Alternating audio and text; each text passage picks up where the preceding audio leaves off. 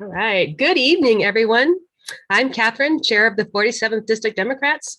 The 11th District Democrats and the 47th District Democrats warmly welcome you to the second in our town hall series, King County Council Candidate Forum. Thank you so much for joining us tonight. Democracy doesn't happen without you. Thank you so much for being here. It's my honor to introduce our technical director for this forum and Tukwila School Board candidate, Carla Hoover. Sorry, let me replace myself. Hello, good evening. Thank you so much for being here. We are really thrilled to be able to offer interpretation in 2 languages this evening, in both Somali and Vietnamese. So I wanted to quickly let you know how to access those interpretations. So if you click, gosh, have I been talking that whole time on mute, or did I just mute myself? You just muted. Thank goodness. Okay. Gosh. All right. So if you find your meeting or webinar control bar, usually located at the bottom of your screen, sometimes at the top, there is then an icon that looks like a globe that says interpretation. If you click on that interpretation icon, you can then choose the language that you would like to hear interpreted, whether that be Somali or Vietnamese. Once you select the language, you then will hear both languages, both English and the chosen interpreted language. You can change the volume of the English or turn that off entirely if you would like. If you have any trouble accessing that, please, you can private message or chat me, and I can help support you in getting connected to that channel. And I also want to say a huge thank you to our interpreters for being here today.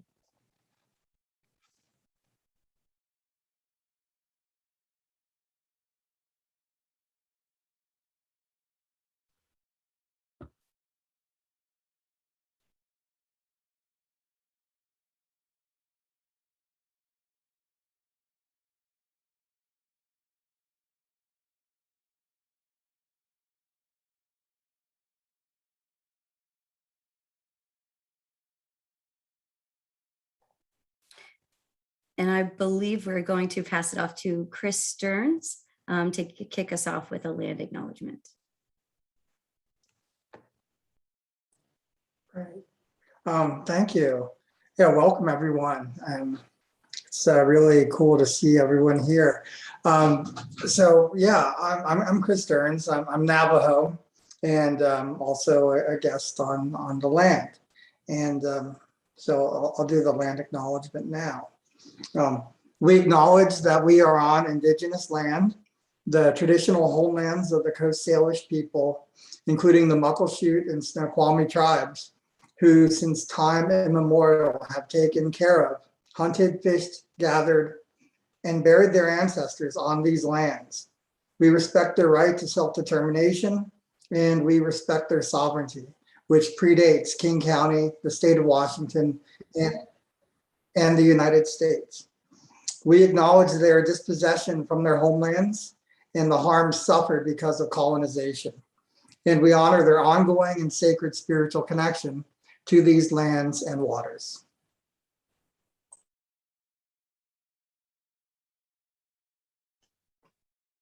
Thank you so much, Chris. My name is Benton Koblenz. I'm the chair of the 11th LD Dems. We cover Beacon Hill, Tukwila, Renton, and some parts of Kent and unincorporated King County. The 11th LD Dems are proud to partner with the 47th District to bring to you tonight what is bound to be a very interesting evening. Our country's history has shown us just how important, but also just how fragile our democracy can be. It's no secret that our democracy is under threat today. And if it is to survive, we all need to be engaged and to find our passion for politics and policy. So I want to thank each and every one of you who is in attendance tonight here on Zoom or across the web on YouTube. You're going to bear witness to a great festival of democracy as we hear from candidates who are campaigning to earn your vote this November. Thank you. I also want to thank all of the candidates who we'll see on stage tonight. We're so excited to see you advocating for our community and working to make South King County a better place that doesn't get forgotten. And last, but by no means least, I want to thank the members of our planning committee, who many of whom are not on screen tonight. Cecile, Carly, Karen, Catherine, and our indefatigable leader, Robin. Thank you so much. This tonight would certainly not have happened without you. But right now, it is my great pleasure to introduce to you the person who will guide us all through tonight's event. Our moderator, my vice chair, the 11th LD's vice chair, Jasmine Inez. Thank you, Jasmine, and good luck tonight. Thank you, Benton, and thank you all for being here. So I was going to say some more thank yous, but I guess Benton just took all the thank yous I was going to say and share them already. So I'll cut that out of my script. But before we start, I just want to acknowledge that we did have a poster go out, and there were 3 candidates on there, and there are actually 4 candidates running for these positions. And just wanted to acknowledge that we did invite all candidates to come and participate, and all the ones that responded back and said they wanted to show up are here. So thank you for being here. Another thing, so Kim Convan will be joining us tonight. She's running a little bit behind, so we're going to move ahead as scheduled. The agenda is pretty similar to our last town hall. So we're going to start with candidate intros, and then we're going to have 2 blocks of questions. So the first block of questions will happen right after the candidate intros. These are questions that we have gotten from the 11th and the 47th LD. So some really good specific ones, some broader ones that everyone can answer. We're going to take a quick intermission. At the start of the second block of questions, Kim Convan will be here, so we'll have her give her 2-minute candidate introduction there, so we don't kind of upset the flow of questions when she arrives, and then continue with more questions that have been gathered from our live attendees who are here, and then some that were more specific, maybe to a certain district in the second half, and then we will say thank yous and wrap up. So without further ado, we'll start with my favorite portion of the town hall, which is introducing our candidates. We picked randomly, and the first one up is Dr. Shukri Olo for King County Council position District 5. So Shukri, are you okay going first? Sure thing. First of all, I'm excited to be here. I have my brother and his wife just had a baby, and so we have family over. There's tons of kids in the background, probably going to be making lots of noise, but I'm excited to be here. Thanks so much for the opportunity to share more about my candidacy, and thank you to the 11th and the 47th for hosting us. And shout out to our interpreters. I know as a dual language speaker just how much work it is to go back and forth verbatim, and so I just want to honor the work that you do to make our democracy accessible to our communities. My name is Dr. Shukri Olo. My pronouns are she, her, hers, and like thousands of the residents from this district, I am a proud refugee. My family and I came from the refugee camps of Kenya, resettled to the US in 1996. I grew up right here in the city of Kent, was raised in public housing by an incredibly strong Black mother, taking care of 3 children by herself as a widow. I often tell people that I am a product of this community and an example of the possibilities when young people are loved on and loved upon. I'm also a mother of 2 by day. I work at King County with the Best Starts for Kids initiative as the Youth Development Strategy Lead, and also a candidate for King County Council District 5. And listen, this is a democracy. And after 20 years of the incumbent, the people of the most diverse district in South King County are ready for new leadership with lived experience. They are ready for a leader who will lead with a sense of urgency in Dr. Martin Luther King County in his name. They are ready for someone who will work hard for them and not just during an election season. And I've been honored that this message has resonated with countless organizations, including most recently a sole endorsement from Planned Parenthood, a recommendation by the Progressive Voters Guide, an endorsement by The Stranger, and countless organizations who are excited about making history together by electing the first Black woman to any county council position in Washington. I would be honored to have your vote by November 2nd. Thanks. Thank you. And congratulations on the new addition to your family. That's very exciting. Thank you. I'm an aunt for the first time. I love it. Okay, next up, we have Councilmember David Up the Grove. David, would you mind giving us your candidate intro? You have 2 minutes on the clock. Thank you. It's a pleasure to be here tonight. You know, the first COVID death in the nation was right here in King County, and our county public health department was the front line of defense. And as you all know, the Trump administration failed us, but King County has literally led the nation. And I'm proud that by following the science and supporting our public health professionals, we have the lowest COVID rate of any major urban county in the continental United States. But sadly, COVID has also made worse existing health disparities, which is why I've worked so hard with the community to target COVID resources to our low-income, diverse communities here in South King County. It's not a coincidence that the first mass vaccination sites were both in South King County. And as we emerge from this pandemic, our region faces huge challenges. We need to get homeless individuals off the street, out of the parks, and into housing with services. We need to prioritize public safety while improving accountability and justice for all. We all deserve to feel safe in our community, and we need to support local small businesses to help boost our economy and create jobs and economic opportunity for everyone. This much I know, the solutions to homelessness, public safety, and our economy aren't going to come from Seattle. They'll come from those of us here in South King County working together to solve problems. Our campaign has built a big, diverse coalition that includes our local firefighters, teachers, nurses, elected leaders like Representative David Hackney, Steve Berquist, and Pat Sullivan, Senator Bob Hasagawa, County Executive Dow Constantine, and Attorney General Bob Ferguson. But the support I'm proudest of are the endorsements from more than 100 leaders from communities of color here in South King County. These are serious times, and I'll use my experience and proven leadership to fight for our community and deliver results. And I look forward to answering your questions tonight. Thank you, Dave. I did see some new signs of yours. I went to downtown Renton today, and there was like a lot of new signs that I saw of yours. And I was like, oh, how fortuitous. Oh, good. The team is working. Very cool. Well, thank you both for the introductions. And as I mentioned before, Kim Convon will be joining a little bit later, and we will give her time for her introduction on our second batch of questions. So on to the questions we've received, and we received some really great ones from both districts, but the first ones we're going to ask are District 5, a little District 5 centric, which should be fun. So we're going to do kind of like reverse order. So since Shukri went first, we're going to have David go first and then vice versa as the questions go on. So David, you'll be next. This one's a little bit different. You'll have 90 seconds to answer, and both of you will both get a chance to answer. So the first question for you both is, what do you consider the biggest priority in District 5 for county council action? And then how would you address it? So David, you're first, please. I think the biggest priority we're facing is getting homeless individuals into housing and with services and support. Housing is a human right, and this means we have a responsibility to help the chronically homeless get into housing with services and support. And that's partly why I was proud to help lead the effort in our community to pass a big, bold new housing proposal. And the cool part is the housing already exists. We don't have to build it. A lot of hotels and nursing homes have closed and are for sale at low prices.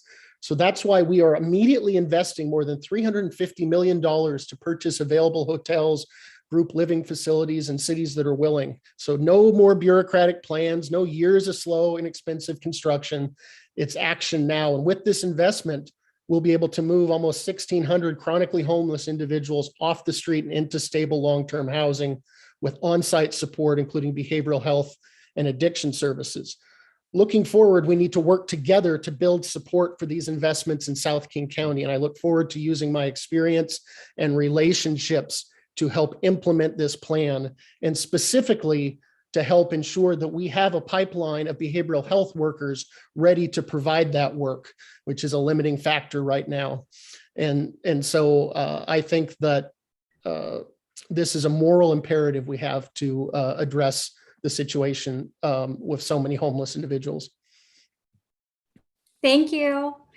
Okay, Shukri, you're next to reclaim the question. What do you consider the biggest priority in District 5 for county council action, and how would you address it?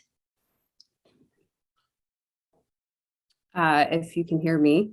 Yes. Okay, awesome. It's asking me to unmute myself, but I'm already unmuted. So I start with the personal first, because I know that politics is personal. On the housing front, I start with the personal and say that I was stateless for 6 years of my life and grew up right here in South County on a Section 8 voucher. And to your question, housing, affordable housing is the most important issue for the people of this district. And I know what access to a safety net like housing can do because I've seen its impact on my family and countless families in our community.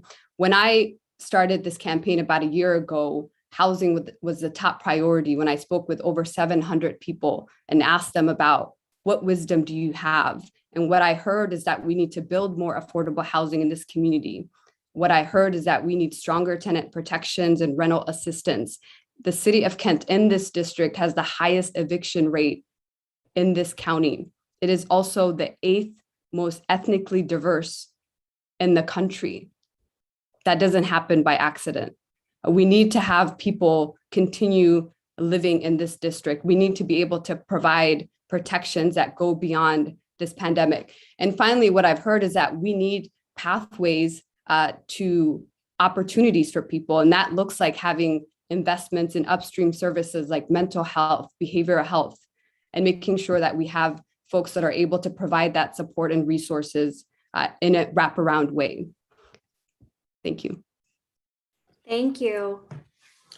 All right, those are great responses. Okay, next question. The city of Kent needs more facilities beyond the YMCA for youth engagement. What role would the county council play in making that happen? And so this one's going to start off with Shukri. This is my jam. Okay. I, by day, am the youth development strategy lead for Best Starts for Kids. I actually served on the YMCA board for about a year and took a break because of the campaign. What I know works for young people in our communities is investments in upstream services. What I know works is investments like Best Starts for Kids, where we are building positive racial identity for youth, where we are strengthening and creating environments for them to know that they belong in our communities, where they're connected with mentors who are a better reflection of their racial identity. And so what the county can do is have an understanding of our values and help our county align its espoused values with racial justice and actually invest in community-based organizations to provide those resources to our community. I don't think we do a good job of that, aside from Best Starts for Kids investment. I think we need more opportunities for young folks to feel like they have the space to tap into their potential.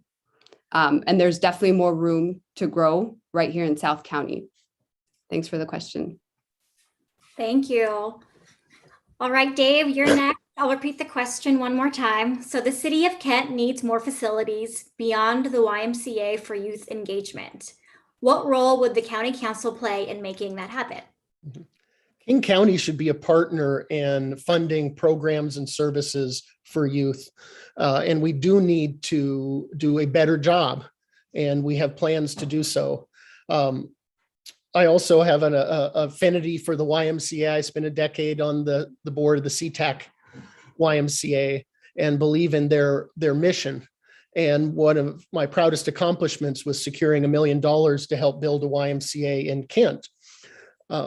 One of the good things that we're doing is through the Best Starts for Kids initiative, it provides operating dollars. And what I hear a lot of, not just in Kent, but throughout the community is a desire for capital dollars to build facilities, whether it's a cultural center, a community center, a youth center. And so in the recent Best Starts for Kids ballot measure, I supported dedicated funding for capital facilities. So now for the first time beginning in 2022, we'll have a revenue stream that can be used to provide meaningful, deep funding to nonprofit organizations looking for capital funds to provide youth services. We also have some parks and recreation funding that we're able to tap into. There are competitive grants through the Parks Department, and we've done some really exciting things with those. We've changed our rules to better center equity, so low-income, diverse communities don't have to provide matching funds, and I'm excited about what the future holds. Thank you. I love learning that you both were involved in the YMCA. I am such a fan. I have 2 young kids, and like their centers and like especially the daycare they provide on site when I was like a brand new mom were so great. And I love that you guys both have a great understanding and foothold in the youth engagement space. It's like very, very cool. Our next question, and this one I thought was very interesting and kind of a fun one, was if you were fortunate enough to be elected, what would you do to reach out to voters and elected officials who supported your opponent?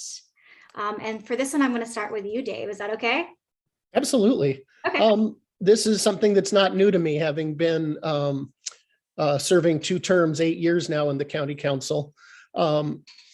I take great pride and feel that all of us have a responsibility to serve everyone in the community, regardless of their background, regardless of their political ideology, and certainly regardless of who they support in an election. Heck, I even believe I have a responsibility to represent Republicans. Doesn't mean I'll agree with them, but my responsibility as an elected official is to be present, accessible, and listen. And I never turn down a meeting. I look forward to working with everyone, regardless of who they supported in any campaign. I think that's important for all elected officials to do. You know, it's important to be able to disagree without being disagreeable. I think the breakdown in civic dialogue nationally has been very harmful. I blame our past president for a lot of it, but it's been a problem for a long time. And I think elected officials, regardless of their views on the issues, regardless of their political leanings, who we support or don't support, need to be able to come together, compromise, not compromise on our values, but compromise in a way to be able to move forward and solve problems. And, you know, it's a skill that I think I've developed. I spent some time in the legislature, and part of the key is building those authentic personal relationships with people. We often discover we have more in common than we do different. And if we focus on the outcome, I think that's most successful. So I'm looking forward to working with everyone. Perfect. Thank you so much. Shukri, you're up next. So if elected, what would you do to reach out to voters and elected officials who supported your opponent? Yeah, this is such an interesting question, and I feel it's an important one also. You know, one of the things that I did want to highlight is the work that I've done on the campaign trail thus far by reaching out to people who have not had access or traditionally to our government, by reaching out to immigrants and refugees, by reaching out to childcare providers, by reaching out to young people, by reaching out to working families and folks who have historically and presently are marginalized and minoritized by our government, who are often at the intersections of oppression. And I've been really more excited about just learning about this incredibly dynamic district, and even meeting with people who support the 20-year incumbent, who are also excited for new energy. And then sometimes who end up supporting the opponent, the incumbent. And I don't take that personally. You know, I'm not a politician. I'm not a career politician. I am an everyday person who decided to lead in a time that we're living in, which I feel is an incredibly transformational time. I don't feel a sense of entitlement to this position. This is the people's seat. And I've been able to lead with integrity and lead with our values if the person supports me or not. And I am committed to doing just that when elected. Thank you so much. All right, let me do a quick check. Interpreters, are we talking slow enough? Are we doing all right? Should we slow it down? Thumbs up, something in the middle? Okay, I'll try to talk slower. I apologize. Councilmember Convan is looking for the link if someone's able to send it to her. On it. Thank you, Carly. All right, next question. So we're gonna start with Shukri on this one. How does the county work with cities to address the problems of homelessness? And this was one that came in a couple times, couple different ways, and we kind consolidate it into like one general question for both of y'all to answer. Yeah, I've heard the incumbent talk about cities needing to come up with their own solutions and not taking Seattle solutions and not bringing Seattle solutions to South County. And I am not sure I understand that perspective. I feel like this is an incredibly challenging issue that impacts the entire region. And what this calls for are regional solutions to regional problems. Our campaign believes that our leaders in our respective cities need to have someone who's able to build trust with them, who's able to provide the level of intention and honesty about this issue, who's able to come up with solutions and create a space of mutual purpose and a pool of shared meaning to be able to get at the root causes of homelessness in our community. Ultimately, we need new leadership that has that vision to bring everybody to the table, to lead with a sense of compassion and empathy for our unsheltered community members, and to then provide the resources for our respective cities in the district. I have had this conversation with a number of electeds in this district who also have that shared vision of regional solutions for a regional challenge. Thank you. Dave, you're next. How does the county work with cities to address the problems of homelessness? And I think you talked about this a little bit, but tell us some more. Sure. It's critical that the county work in partnership with the cities if we're going to be successful on such a large and important issue. One of the things that it starts with is the elected official to elected official relationships, to be able to develop those shared values, to be able to be transparent and have open lines of communication. It doesn't mean we always agree. I disagreed with the city of Renton's decision to sue the county to try to block some services for the homeless in Renton. But by being transparent and keeping communication open, I don't believe we've damaged that relationship. In fact, the support I've received from local city council members in this campaign is a reflection of how they see our working relationship.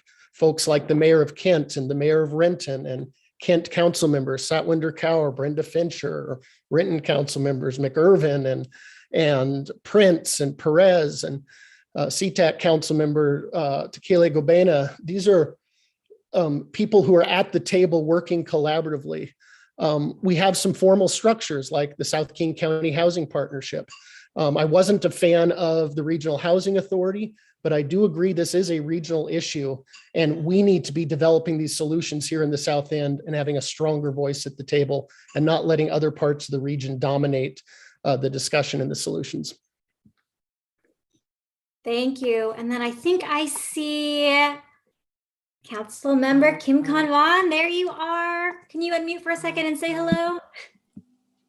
Hi. Perfect. So thanks for joining us. We are going through our question and answer first block. I'll add you into the order coming up, and then we're going to have a break shortly after a few more questions, and then I will give time for you to give your introduction then. Does that sound okay? Okay, cool. Thanks for joining. All right, so our next question is for all three panelists. The question is, what are the climate and green policy investments that you plan to prioritize and implement? This was submitted by Sai Sani Mineni, and I'm so sorry if I mispronounced that. And so we'll start with Kim Kanwan, since you are the newest to join us. Are you okay starting first? Okay, so you have 90 seconds. There's a timer up top, and then I'll give you a little warning if you go over. Yeah, thank you. And thank you for the opportunity to be on this forum. Sorry, my apology for being late from another event. But, you know, for me is what we have right now with the King County and the climate pact with the cities, we just really need to implement and working more regionally. I've been endorsed by Washington conservation voters, working closely with them and making sure that the Evergreen Future platform is going to be instituted and implemented in our policy, because everything that we do when it comes to climate is interconnected to our, water, environment, public safety, everything. And so it's important for us to look at that as a regional approach. We're making sure that we are actually holding each other accountable. At the city level, we've passed the landmark Renton business plan, incorporating making sure that our facilities are going green and how we built in the city of Renton. And so my thing is just continuing to do what we have, but implementing it and making sure that we have a set goal of when to accomplish it. So. Thank you so much. Next up, Dave, would you like to answer the question? The question again is, what are the climate and green policy investments that you plan to prioritize and implement? Thank you. That's a great question, because local governments like King County have a moral responsibility to future generations. And fortunately, King County already has a strategic climate action plan that not only lays out a vision like the Green New Deal, but also lays out specific action steps necessary to reduce the pollution causing climate change. We need to implement these actions. The greatest source of pollution in King County contributing to climate change comes from cars. That's why I want to make it easier for people to get around without a car. This means increased bus service, particularly in South King County. This means building as much affordable housing as possible right next to transit stations so people can get around easily using clean public transit. King County has a responsibility to lead, and we will. I was proud to lead the successful effort to ban new major fossil fuel infrastructure in King County, and look forward to building on that by implementing fossil fuel risk bonds, by using our franchise agreements with utilities to regulate carbon emissions, and work with the frontline communities, those most impacted by climate change, to help shape and develop those solutions as they did with the Climate Action Plan. Awesome. Thank you for your response. Shukri, you are next. The question again is, what are the climate and green policy investments that you plan to prioritize and implement? Yeah, it's a great question. And one of the things that I wanted to daylight is that whether it's climate justice or economic mobility or access to affordable housing, it is this district, the most diverse district in Martin Luther King County, that continues to be forgotten. One of the things that I have been really excited about was actually learning from people who are subject matter experts on different topics. I had an opportunity to connect with Jamie Strobel, who was the climate program manager at the county before she left the county, and learned about the climate action plan and the frontline communities that Councilmember Upthegrove mentioned, and the folks that actually made up the task force, including executive directors from right here in District 5, Mother Africa's executive director, Risho, as an example. And I want to lift up from that report what I think is important, that one, we need to reduce greenhouse gases, that two, we need to develop green energy. The report also mentioned elevating the voices and the lived experiences of frontline communities, those who are often disproportionately impacted by climate justice. And finally, that we need to create access and a pathway to green jobs and a workforce that is ready for those opportunities when the time comes. Thank you. So glad to hear all three of you have so much knowledge and insight into what your policies would be. So next question, just so to hold me accountable, the order is going to be Dave, Shukri, and then Kim Khan. And there's two more questions, and then we get a little bit of break. So don't worry, you'll get your water break soon. So the question is, do you support the Defund the Police movement and its call to cut funding for police departments by 50%? And Dave, you're first, please. No, I don't. The murder of George Floyd elevated an important national movement. And for me, that movement is about justice for Black, Indigenous people of color. And delivering justice means rooting out institutional racism throughout our criminal justice system. And it means listening to the voices of those most impacted by injustice. And what I've heard is a desire to demilitarize the police, to further restrict the use of unnecessary uses of force, to increase investments in prevention and youth programs, to strengthen our civilian office of law enforcement oversight, including giving them subpoena power and independent investigation authority. I have not heard from a large number of constituents in South King County that they want to reduce their number of local police officers. I believe broadly that we need to be targeting resources where they can be most effective. And that's why I was proud to support massive investments in diversion programs and pretrial diversion and alternatives to incarceration. But at the end of the day, I do believe we need to also keep our eye on public safety as we do that. And so we're in the process of making some exciting changes to our King County Sheriff's Office, thanks to the voters supporting a charter amendment I put forward that knocked down some systemic barriers. And it's yet to be seen whether it will cost more, less, or the same. But everything we do should be guided by those values of equity, safety, and fairness. Thank you. All right, Shukri, you're next. Do you support the Defund the Police movement and its call to cut funding for police departments by 50%? Jasmine, I mentioned the community co-design process of our platforms that happened over a year ago. And one of the priority areas in our campaign is bending the legal system toward justice. And after meeting with over 700 residents from South County, I've not heard the strong will or determination to defund police in South County. And so I would say no.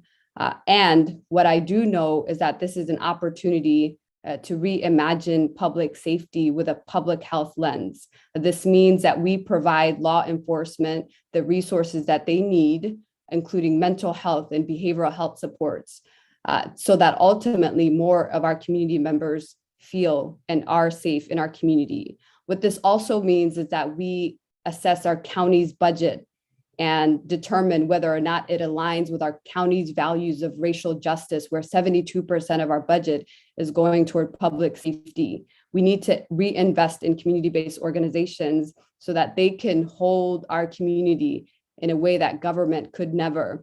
And finally, we need to center the experiences of those who are most impacted by police violence in our community. Our campaign held a town hall with 6 impacted families in June, and their voices and their wisdom and their lived experiences matters.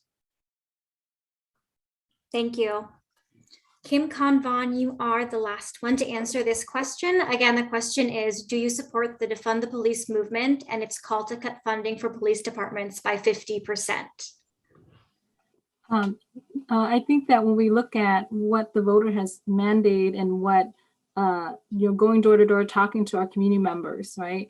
And how I've governed on the Renton City Council. I see myself as a representative, as council member, is really telling the stories, uplifting the stories of our community. And so my answer is no. I think that the term defund the police, as you are defining by 50%, it gives more of a specific, direction of where you're going versus just a broad defund the police, which I appreciate, because oftentimes we get confused. So what is the definition of that? And so I appreciate that. But when we look at what community wants of District 9, is we're looking at broadly the accountability, reforming, making sure that we hold officers accountable. Just like in any profession, accountability is key. In that if we're talking about government, we're talking about public servants. That is the key, what I'm hearing in our community. When we look at public safety as overall, the public safety does also concern, for me, it interpret as translates to water. It translates to making sure that we're providing mental health. We're providing all the necessary services for our community member and not burdening our police officer, our sheriff deputies to go out where they shouldn't be going out to that particular call. So really looking at it holistically and not just throwing out an arbitrary number.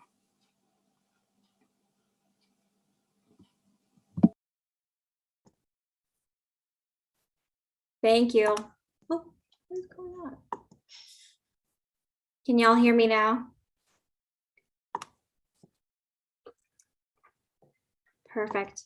All right, we have one more question before our break. The order for this question will be Shukri, Kim Khan, and then Dave. So as you know, ballots have already been sent out. We're entering the final phase of the campaign. You have 90 seconds. Make your pitch to the people who are as of yet undecided as who they will vote for. So Shukri, you're first. First of all, I want to say to the voters of this district that it has been an honor of a lifetime to hear from you, to share and hold your stories, to learn more about the priorities and the direction that you have for our community. And I want you to know that I am running to represent every resident of this district. I am running to amplify your voices. I am running to make sure that our communities are proactively engaged.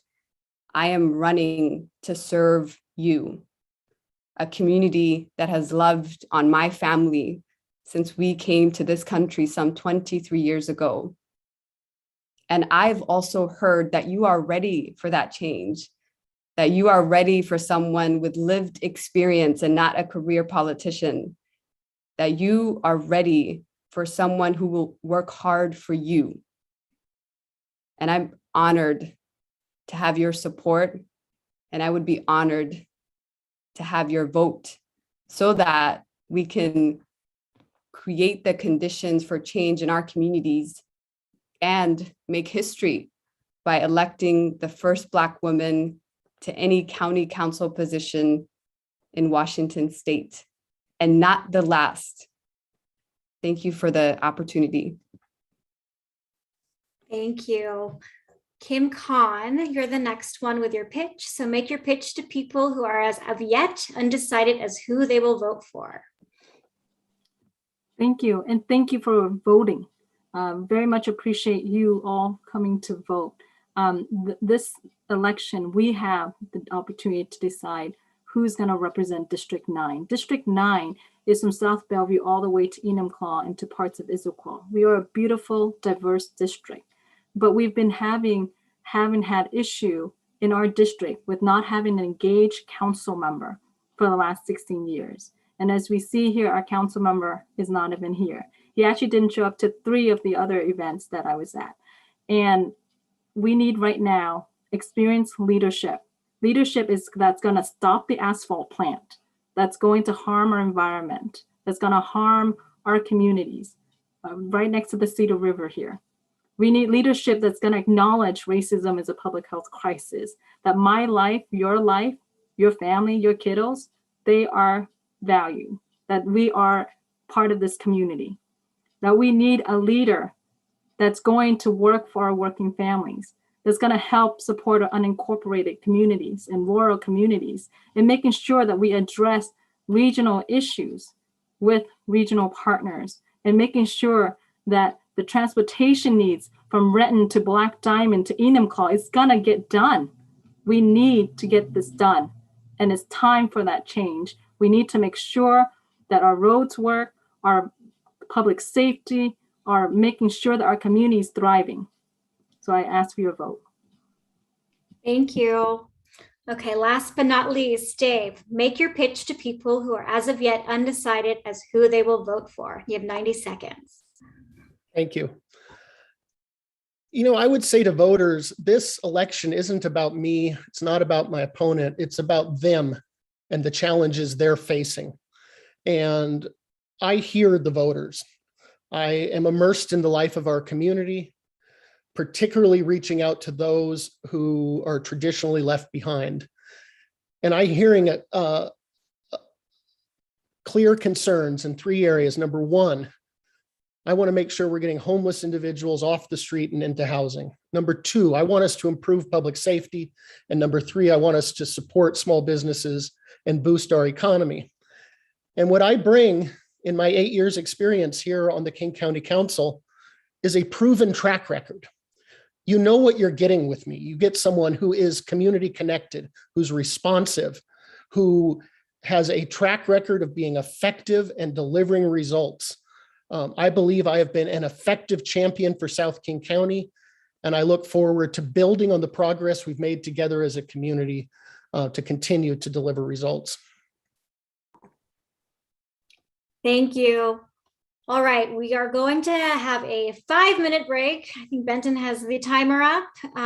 If you have questions you'd like to submit, please enter them in the chat.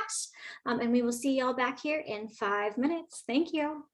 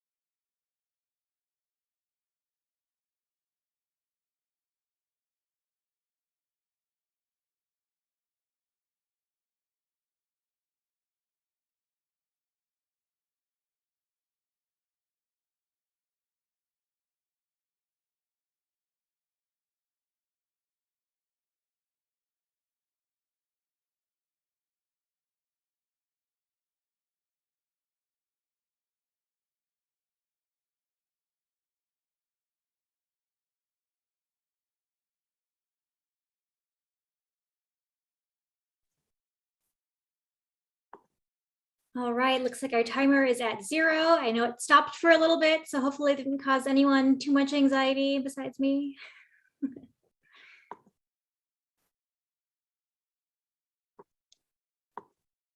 All right, looks like we're all here. Thank you all for returning. Just a reminder that we do have translation services available at this time. So if you look usually at the bottom of your screen, sometimes at the top, there's a circular globe looking icon that says interpretation. If you click on that, you can see the languages available, and you can click on your selected language and it should pop up. If you have any questions, please feel free to ping either Benton or Carly in the chat, and they can help you with that. And as a reminder to mainly myself, but also to our candidates, just a reminder to talk slow if you can for our interpreters. I know we get very excited asking questions and answering them, so just being mindful of that. So to start, we had Council Member Kim Kan-Von join a little bit late. So as I promised, I was going to give her 2 minutes at the start to give her introduction. So Kim Kan, would you like to give that now? Yeah, thank you. And thank you again for the opportunity. My name is Kim Kan-Von, and I'm currently a Renton City Council member, a small business owner, a former refugee when I was 5 years old, a PTA mom, and a current judge advocate general. I'm running to represent us on King County Council for District 9 because it's time for experienced new leadership and leadership that's connected to our growing diverse communities, from the suburbs, unincorporated, to the rural community. Such a beautiful community. And from my lived experience and professional experience, and as a council member, I'm ready to take on the job the day one. I see our South King County community and Southeast King County communities grow and struggle through the pandemic. But really, what I've seen is not just new, it's throughout my life here. I was raised here by a single mother who had a 3rd grade education. I champion racial equity on Renton City Council and making sure as an attorney to give back to my community for this decade, 10 years of service here.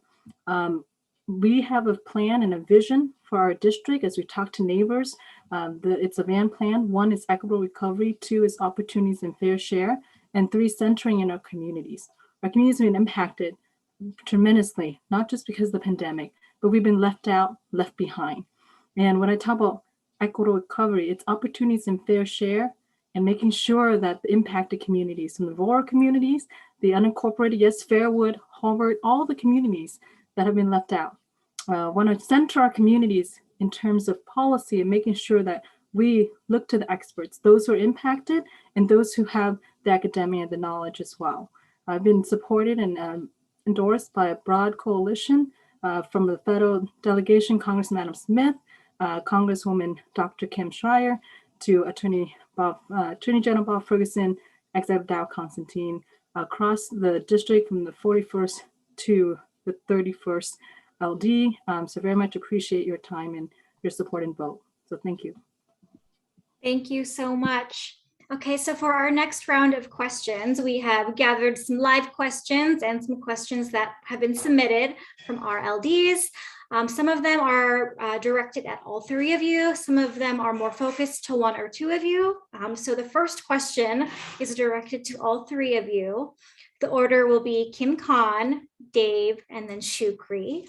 And the question that they're asking is to describe your background and how it prepares you to be a successful advocate for all the people in your district. So Kim Kan, I'll have you go first, please. You have 90 seconds. Yes, like I said, our district is very beautiful and diverse, and we have folks who are veterans, seniors, refugee, working families. My background is from that.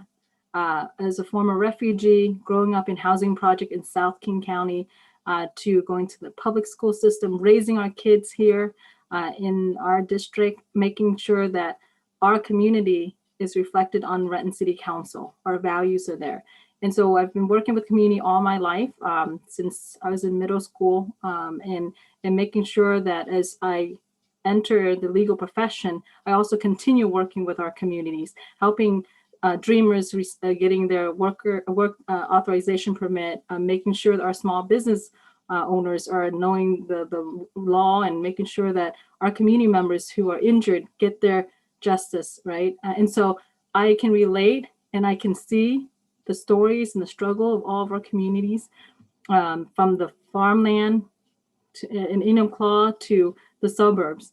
And I understand what it takes for a single mother raising her kids, seeing folks in our community struggling with mental health, seeing drug addiction, seeing that in our community. And so very much it's something that it's a lived experience and it's my professional experience. And that as I talk to all our community members, then that's how I would bring to represent them all. Thank you so much. Dave, I have you next. So could you describe your background and how it prepares you to successfully advocate for all the people in your district? Thank you. You know, I came out of the closet the year I first ran for office, and my mentor at the time told me she loved me, but it's too bad because unfortunately I couldn't run for office because the thought of an out gay legislator deep in South King County in what was then a swing district was unheard of. But I built a big, diverse coalition and made history as the first out LGBT legislator outside the city of Seattle in the history of our state. And I share this because coming of age politically at a time when I faced and experienced legal discrimination shaped who I am as an elected official. You know, what drove me then still drives me today, and it's this: a passion for justice, LGBT equality, racial equality, gender equality, fighting for tribal treaty rights, labor rights. My experience also includes being the son of a father with disabilities and the brother of someone who's overcome addiction and criminal justice involvement. I believe the time I spent in the legislature is valuable. It gave me a grounding in important issues coming before the county: rural land use, wastewater treatment, solid waste.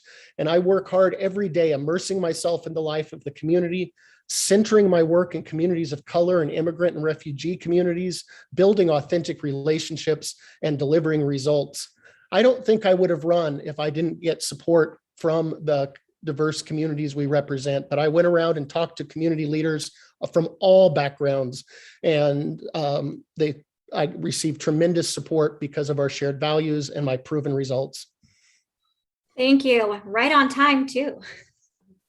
All right, Shukri, describe your background and how it prepares you to successfully advocate for all the people in your district.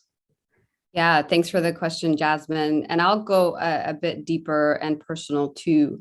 I am the daughter of an immigrant family. I'm the eldest daughter, and I think entire dissertations could be written about the daughters of immigrant families.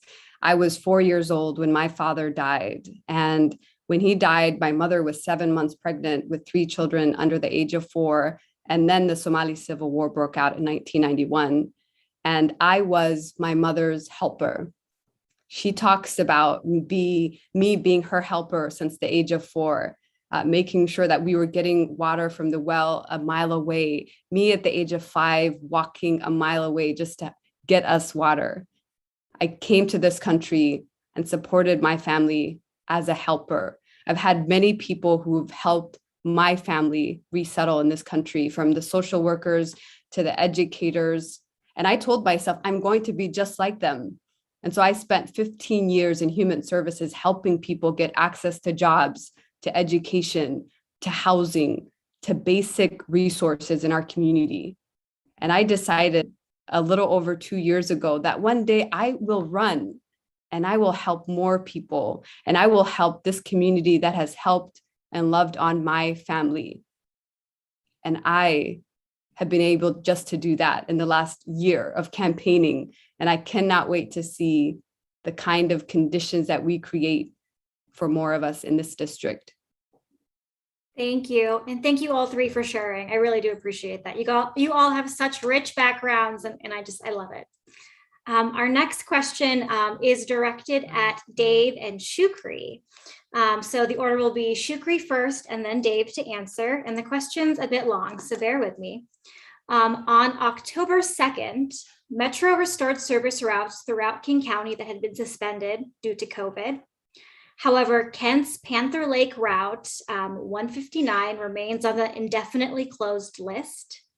This was the only route servicing tens of thousands of Kent residents living north of the 240th Street Meanwhile, Fairwood County Club's exclusive DART route remains active. Metro claims to lead with equity, but continues to underscore and underserve low-income BIPOC communities that depend on public transit. How will you hold Metro accountable for meaningful equity? So first up is Shukri. I know, kind of a mouthful. Yeah, no, you did a great job reading that. First, I want to start by saying I really appreciate the leadership of Councilmember Larimer from the city of Kent.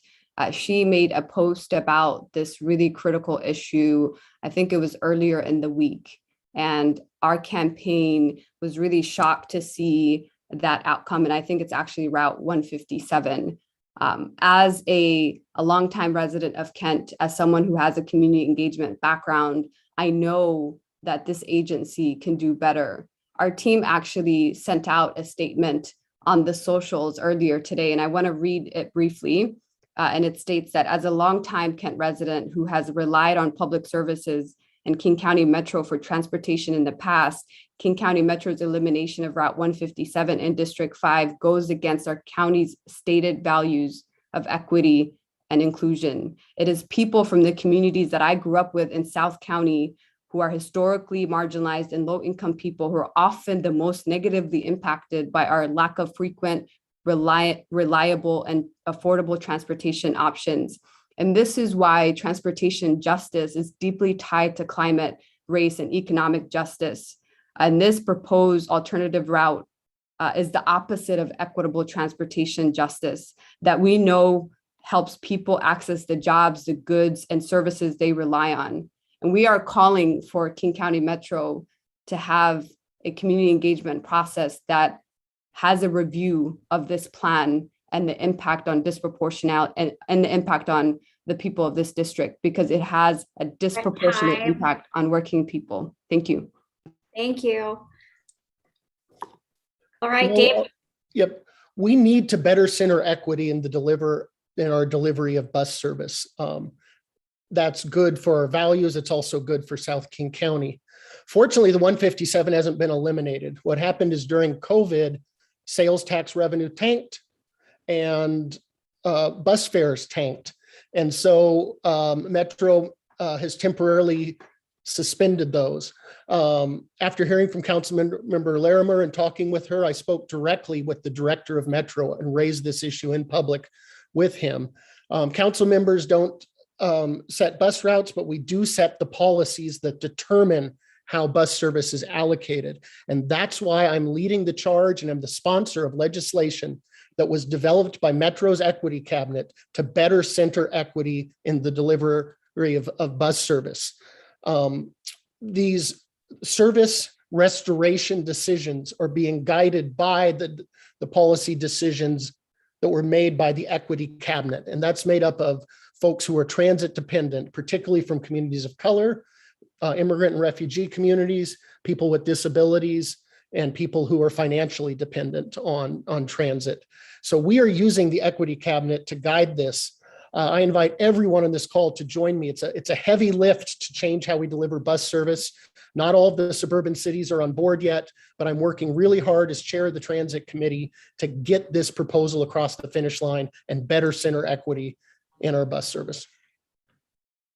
Thank you both for those responses. I love that you both know exactly what I'm talking about and can respond in such a great way.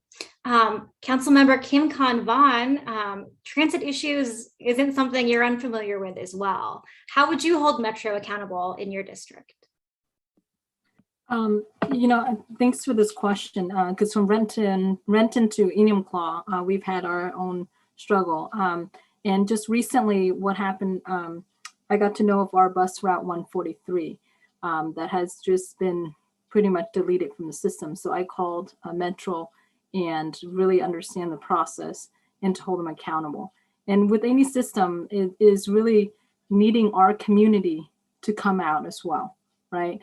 So I'm asking folks to come to call Metro to make sure that they restore bus 143. We only have bus 907 that goes to Ymca, but we don't have it where Ymca to Renton to Seattle, so it's not all the way.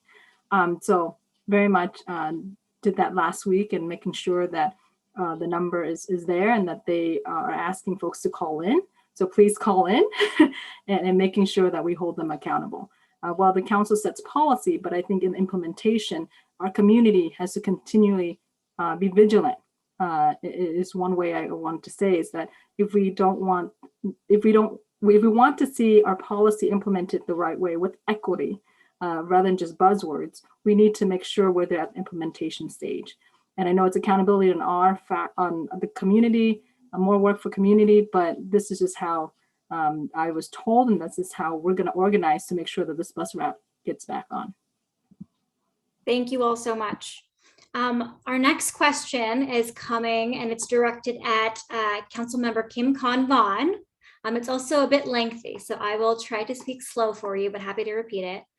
So in 2018, your opponent said, the Issaquah-Hobart Road is in dire need of improvements to address the increasing congestion, which continues to negatively impact area residents.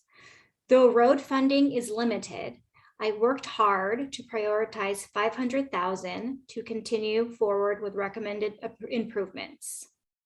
Do you agree that with his view? And if so, how would you prioritize additional funding for these improvements? Well, I think that's a little bit better than what he said at the last candidate forum at Ymca, where he just blamed Democrats and Olympia. For me is cut to the chase. There is money out there, is how we allocate, and making sure that we work with our regional partners and don't play the blame game, right? Making sure that we go to Olympia every year, making sure that we advocate for our community, and not just Hobart Road, but we're talking about SR 169, making sure that we get our fair share. That's why I'm running, is because we've been left behind for so long. We can't just continue talking about Seattle, which that has been the stories all this time with incumbent. We need to focus on District 9. We need to focus on making sure that we have infrastructure, the roads, everything built out. Whereas right now we have 10 Trails community, we have about 6,400 homes that are being built, but yet there's no way for folks to really go and travel. I just was talking to a Rotarian today, and before, several years back, it took 20, 30 minutes. Now it's 45, 50 minutes to get from here to Black Diamond. So it's really, let's get the work done. Let's make sure we work with regional partners, making sure we work with the federal delegation, any resource that we can get our hand on. Like, we need to engage an engaged representative. Thank you. And I just saw the chat. I'm a little behind on chat, but I saw Dave Updegrove added a link down here too for anyone watching. All right, our next question is directed at all three of you. So the order that we'll have answering go is Dave, Kim Con, and then Shukri. And the question is, tell us the best thing about your opponent and why you're still the best candidate for this vote. So Dave. Boy, my opponent has lots of good qualities. I don't know where to begin. I think one of the best things about my opponent is her lived experience, as she's spoken to, bringing the perspective of someone who is a refugee and an immigrant. And I think that is a valuable asset that she brings. She also seems incredibly bright and an excellent communicator, and someone who would do a fine job were she to be elected. Why am I the best candidate? We've spoken to this before. We had our little 90-second pitch.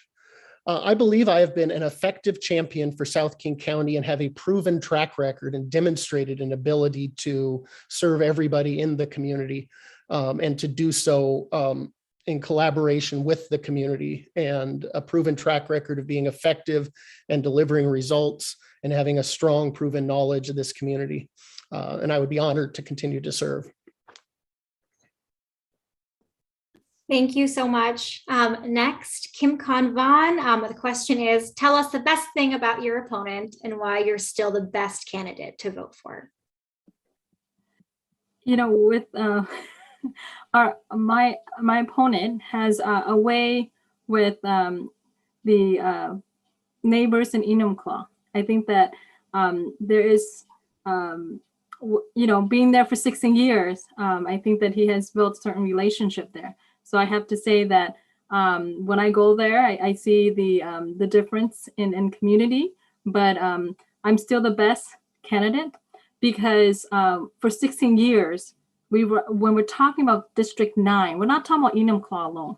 We're talking about South Bellevue all the way to Enumclaw. We're talking about Holbrook. We're talking about Fairwood. We're talking about Issaquah.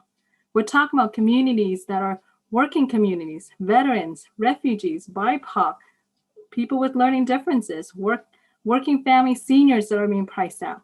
So I am the best candidate because I can relate. My intersectionality, my identities, all the things that I have experienced in my life, I can connect with different communities. I have the lived experience and the professional experience as an attorney like him, but also as an elected official. And right now, this moment in time, when our businesses are being impacted, I am a small business owner. I have been impacted. My business has been impacted. I want to make sure that our communities are at front and center, and I will be the engaged representative, and I can do better. Thank you so much. Shukri, you're up. What's the best thing about your opponent, and why are you still the best candidate to vote for?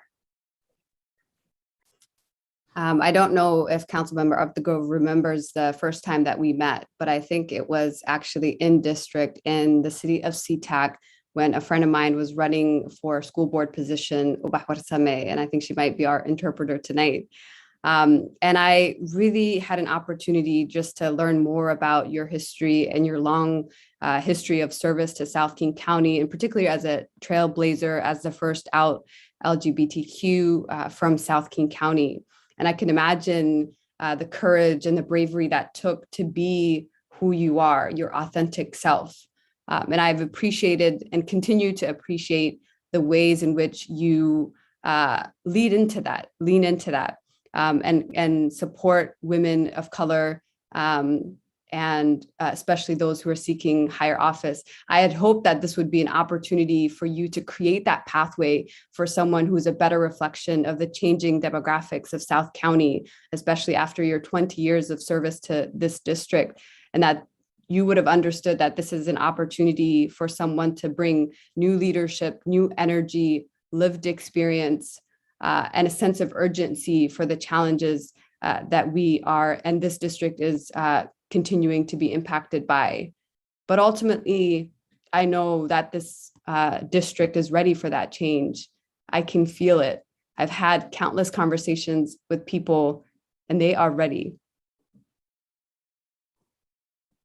Thank you all so much. I really enjoyed that question from all of y'all. That was so great. I'm looking in the question queue, and I think that's all for our live questions. Let me double check one more time.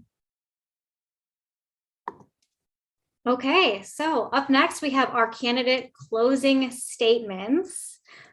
So the order I have us going on is Kim Khan Vaughn, Shukri, and Dave. So Kim Khan, would you like to go first with your closing candidate statement? You also have 90 seconds.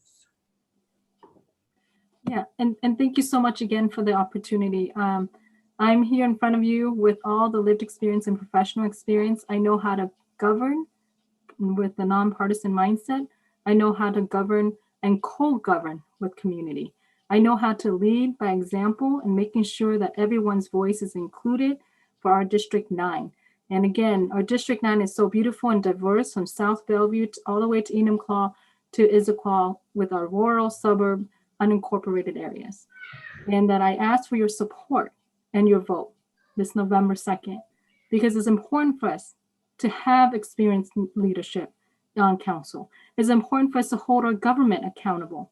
It's to hold our elected official accountable, because it is a government by the people for the people, and that our District 9 is ready for it.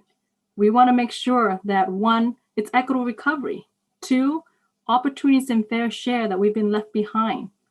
3, we center in our communities on policies, and also making sure that our communities is a part of the process, and that I have broad support from our federal delegation, for our senators, from the 41st and all the way to the 31st. And I want to make sure that government works for you and for me and for our family. So thank you so much.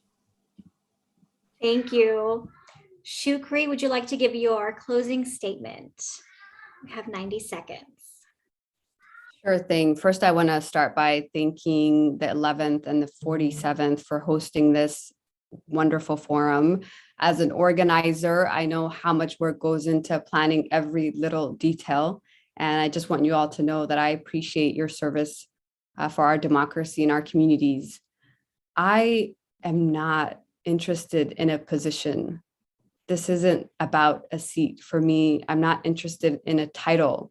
I am interested in serving a community that has loved on my family, a community that supported us in our greatest time of need, a community that continues to be disproportionately impacted by racism, a community that deserves better than good. And I have had the honor to engage that community over the last year, elevating their wisdom, holding their stories, sometimes looking for answers, but sometimes just sitting with the courage and the persistence and the resilience of this dynamic district. And I would be honored to be the next county council member serving this district come November and beyond. It would be an honor for me to have your vote so that finally we can lead with transformational justice in mind. Thank you. Thank you. And last but not least, Dave, would you like to give your closing statement? Sure. Well, I would be remiss if we didn't thank you, Jasmine, for hosting and being our MC and being so fair, and thanking both organizations for sponsoring tonight's event. It's also an incredible honor to be sharing the stage with these two other incredible candidates. I think we all can agree that the state of the Democratic Party is strong right now and that voters are going to be well served. I want to just be clear about my priorities. Much of the job of an elected official is listening. This is a community I grew up in, and I believe one of the best ways I can give back is to be effective and deliver results. And what I hear from folks is a desire to get homeless individuals off the street and into housing, desire to improve public safety so that everyone feels safe, and a desire to get our economy going again. And I believe that I have been an effective champion and that I have the proven leadership to be able to deliver results for our community. Nobody will fight harder for South King County, and I would be honored to earn your vote. I certainly don't take this for granted at all. I think every elected official needs to go out and earn every vote. These 2 terms on the county council over these last 8 years have been remarkable, but there's a lot more work to do to build on the success we've had as a community, and I hope to be able to earn your support. Wow, thank you all so much. On behalf of the 11th and the 47th, we really appreciate you taking the time to join us tonight. I know it's the middle of ballot season. Everyone is canvassing and on calls and on Zoom, so we know your time is valuable. So thank you so much. Quick reminder to everyone to vote. November 2nd is the due date. There are many canvassing events still happening, probably with these lovely folks on the call. Both of our LDs are still doing them as well. So please check our Facebook pages for info. I know the 47th has a canvas event in Auburn on Saturday, and then one on the 30th in Kent. And the 11th has a Seattle canvassing event on Saturday, and then Kent one on Sunday. You guys, please drop your links, your emails in the comments if you'd like to visit and learn more about these candidates. If you'd like to donate time or money, I'm sure they would appreciate that very much. And thank you for joining us tonight. Have a good night. Killed it again, Jasmine. Thanks, everybody. Bam, mic drop. Bye. Thank you.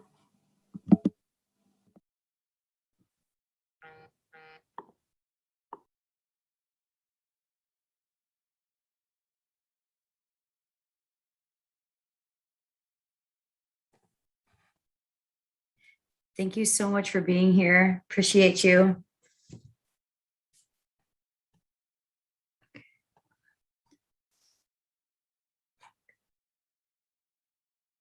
Yes.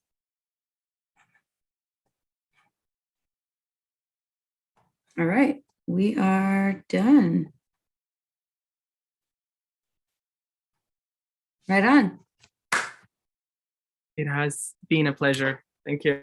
Thank you so much. Have a lovely evening. Thank you. Thank you.